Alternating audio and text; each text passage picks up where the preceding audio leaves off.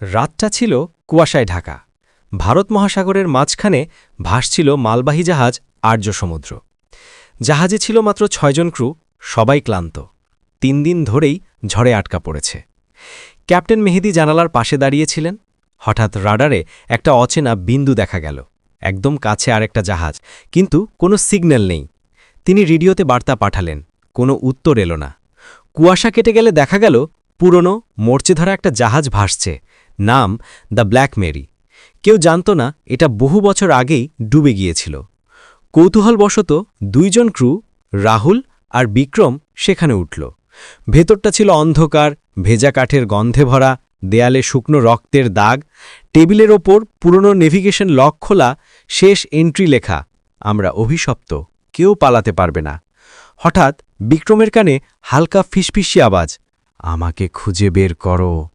সে ঘুরে তাকাতেই দেখল এক কালো ছায়া, যার চোখ জ্বলছে নীল আলোয়।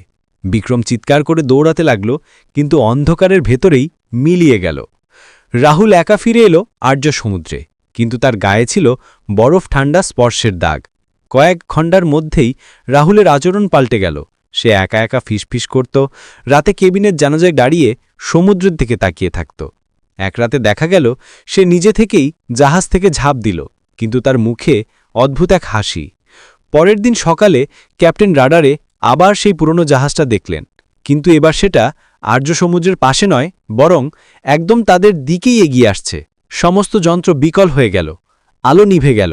কুয়াশার ভেতর থেকে ভেসে আসছিল অসংখ্য কণ্ঠের চিৎকার, যেন সমুদ্র নিজেই মৃতদের আত্মা ফিরিয়ে আনছে।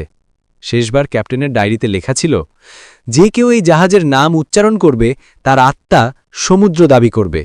আজও গভীর সমুদ্রে মাঝে মাঝে রাডারে দেখা যায় সেই ব্ল্যাকমেরি নামের জাহাজ, আর ভেতর থেকে ভেসে আসে সেই ফিসফিসানি, আমাকে খুঁজে বের করো।